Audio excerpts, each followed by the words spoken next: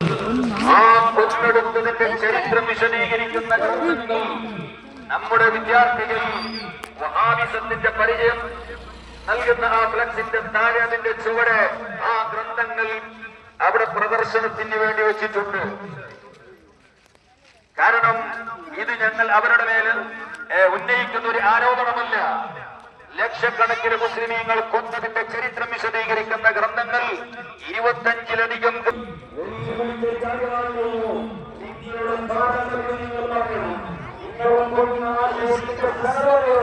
നിങ്ങൾക്ക് ധൈര്യമുണ്ടെങ്കിൽ പറയുന്നു നമ്മുടെ മുന്നിൽ അവതരിപ്പിക്കാനും സാധ്യമായി ഇല്ലെന്ന് മാത്രമല്ല, ഞങ്ങൾ പഠിപ്പിക്കുന്ന ആശയാദർശങ്ങൾ അത് കേവലമോ